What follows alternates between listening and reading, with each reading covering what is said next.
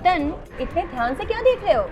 मैं अपना demat account देख रहा हूँ, मेरे शेयरों और म्यूचुअल फंड का हिसाब किताब। अरे वाह, तुम शेयर्स और म्यूचुअल फंड में भी पैसे लगाते हो? यार मेरे को तो समझ ही नहीं आता, इतने सारे शेयर्स, इतने सारे म्यूचुअल फंड, कहाँ पैसा लगाए कोई? देखो यार, मैं तो बहुत फोकस्ड हूँ इस मामले में, और इसी वजह से मैंने फोकस्ड इक्विटी फंड में निवेश किया हुआ है। फोकस्ड इक्विटी फंड, ये क्या होता है? फोकस इक्विटी फंड ये ऐसे म्यूचुअल फंड होते हैं जिनका कुछ चुनिंदा यानी सिलेक्टेड शेयरों में ही निवेश पर फोकस होता है।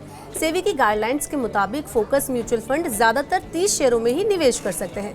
इस तरह के कुल एसेट का कम से कम 65% हिस्सा इक्विटी यानी कि शेयर और इक्विटी से जुड़े साधनों में होना चाहिए। अगर आप ऐसे निवेशक हैं जो ये चाहते हैं कि पोर्टफोलियो आपका बहुत बिखरा हुआ ना हो बल्कि कुछ शेयरों पर ही केंद्रित हो, तो आप फोकस म्यूचुअल फंड में निवेश पर विचार कर सकते हैं। किसी सामान्य इक्विटी फंड में 50 से 100 शेयर होते हैं, लेकिन फोकस्ड फंड सिर्फ 30 कंपनी के शेयरों में निवेश कर सकते हैं। हालांकि उनको ये लचीलापन हासिल होता है कि वे इन 30 शेयरों में किसी भी आकार या सेक्टर की कंपनी ले सकें, जैसे लार्ज कैप, मिड कैप या स्मॉल कैप। वे चाहें तो किसी एक मार्केट कैप सेगमेंट पर भी फोकस कर सकते हैं। दूसरी ओर लार्ज कैप फंड्स को अपने कुल एसेट का कम से कम 80% हिस्सा लार्ज कैप वाले इक्विटी और इक्विटी आधारित साधनों में लगाना होता है। इसमें कितने भी शेयर रखे जा सकते हैं, इसकी कोई सीमा नहीं होती।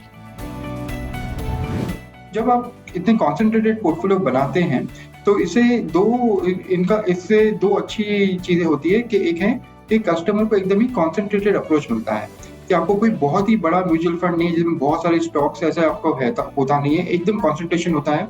ये वही 30 स्टॉक्स होते हैं जिसमें फंड मैनेजर को सबसे ज्यादा कन्विक्शन होता है। अब वो फंड मैनेजर के ऊपर होता है कि हाउ ही वांट्स टू, उन्हें कैसे फंड को मैनेज करना है, कि उनको ये मल्टी कैप करके मैनेज करना है या उन्हें थोड़ा ऐसे लार्ज कैप टाइप्स मैनेज करना है। पर जो भी है हमेशा 30 स्टॉक्स ही होंगे, उससे ज्यादा कभी नहीं होंगे। किसी डाइवर्सिफाइड इक्विटी फंड में ज्यादा तरह की कंपनियों में निवेश होता है। इसकी वजह से जोखिम यानी कि रिस्क कम हो जाता है, लेकिन ऐसे फंड में कई बार रिटर्न भी कम मिलता है, खासकर जब बाजार में कुछ चुनिंदा यानी सिलेक्टिव शेयर ही चल रहे होते हैं तब। दूसरी तरफ फोकस फंड में 30 सिलेक्टेड शेयर ही रखे जाते हैं, इसलिए फंड मैनेजर हाई कन्विक्शन वाले शेयरों में निवेश करता है, यानी ऐसे शेयर जिनके बारे में फंड मैनेजर को ये पक्का भरोसा होता है कि वो अच्छा परफॉर्म ही करेंगे। अब ये भी देख लेते हैं कि फोकस्ड फंड में रिटर्न किस तरह से मिलता है। तो फोकस्ड म्यूचुअल फंड ने 1 साल में 17%, 3 साल में 30% और 5 साल में 13% का शानदार एवरेज रिटर्न दिया है। यानी इन फंड का रिटर्न कई दूसरे फंड के मुकाबले काफी अच्छा है। फोकस्ड म्यूचुअल फंड पर टैक्स इक्विटी म्यूचुअल फंड की तरह ही लगता है। अगर आप 1 साल के भीतर यूनिट को रिडीम करेंगे तो short term capital gains tax देना होगा। आपका टैक्स ब्रैकेट कुछ भी हो, आपको एक समान 15% की दर से टैक्स देना होगा और 4% सेस भी लगेगा। इसी तरह अगर आप यूनिट को 1 साल या उसके बाद बेचते हैं तो आपको long term capital gains tax देना होगा। इस तरह से हासिल 1 लाख रुपए तक के लॉन्ग टर्म कैपिटल गेन्स पर टैक्स माफ है, लेकिन 1 लाख रुपए से ज्यादा के लॉन्ग टर्म कैपिटल गेन्स पर 10% की एक समान दर से टैक्स देना होगा और 4% का सेस भी इसमें जुड़ेगा। इसमें इंडेक्सेशन का बेनिफिट भी नहीं मिलता है। अब सवाल ये भी उठता है कि क्या आपको इन फंड्स में पैसा लगाना चाहिए या नहीं। तो निवेश करने के मामले में किसी भी निर्णय पर पहुंचने से पहले आप कई तरह के फैक्टर्स पर ध्यान दे सकते हैं। जैसे निवेश की दुनिया में एक फंडा बहुत ही प्रचलित है कि अपने सभी अंडे एक ही बास्केट में नहीं रखने चाहिए, लेकिन फोकस्ड म्यूचुअल फंड के मामले में तो ऐसा ही हो रहा है। इसके बावजूद इसमें निवेश अच्छा माना जाता है क्योंकि इनमें अच्छे रिटर्न की संभावना रहती है। फाइनेंशियल एक्सपर्ट्स का कहना है कि फोकस्ड फंड ऐसे एग्रेसिव इन्वेस्टर्स के लिए ठीक हैं जो थोड़ा ऊंचा जोखिम लेने के लिए तैयार रहते हैं। इस तरह के निवेश से कई तरह के जोखिम जुड़े होते हैं क्योंकि ये इक्विटी म्यूचुअल फंड्स के तहत आते हैं, यानी आपका पैसा शेयरों में लगता है। इसलिए निवेश के बारे में अंतिम निर्णय लेने से पहले सभी संभावित नतीजों को समझ लें और अच्छी तरह से रिसर्च कर लें। ये एक अच्छा ऑप्शन होता है उन कस्टमर्स के लिए जो ज्यादा रिस्क उठा सकते हैं, और एक वो कस्टमर जिनको पीएमएस में अगर इन्वेस्टमेंट अगर आपको करना है तो आपको मिनिमम 50 लाख का इन्वेस्टमेंट करना होता है।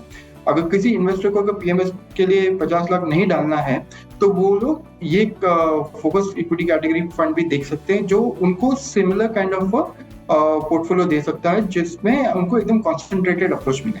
तो सबसे जो मेन रिस्क जो होता है कि एकदम कॉन्सेंट्रेटेड पोर्टफोलियो होता है, ताकि जब अगर आपने बराबर से इसे डाइवर्सिफाई नहीं किया है, अगर डाइवर्सिफाई नहीं है तो अगर कोई एक स्टॉक या 2 स्टॉक अगर नहीं चले कभी, तो आपको ज़्यादा आपका रिटर्न भी इतना नहीं आएगा इस फंड में। तो इट्स फ्रॉम एक high risk high return kind of strategy होता है इसमें। So that's the only risk that I see, और कोई रिस्क तो है नहीं इसमें। असल में फोकस म्यूचुअल फंड में निवेश नए निवेशकों की जगह जो एक्सपीरियंस निवेशक हैं उनके लिए ज़्यादा बेहतर होता है। इसकी वजह यह है कि जो एक्सपीरियंस निवेशक होते हैं वो ऊंचे जोखिम वाले निवेश के लिए ज़्यादा सहज होते हैं, जो कि फोकस फंड के मामले में ज़रूरी है। इसके अलावा इस तरह का निवेश उन निवेशकों के लिए ज़्यादा सही है जो 5 से 7 साल तक का होराइजन के लिए निवेश कर सकते हैं। फोकस इक्विटी म्यूचुअल फंड काफ़ी उतार चढ़ाव वाले होते हैं। अगर आपको इनमें निवेश को लेकर कोई भी दुविधा है, कोई भी डाउट है, कंफ्यूजन है, तो आप किसी वित्तीय सलाहकार की मदद ज़रूर लें।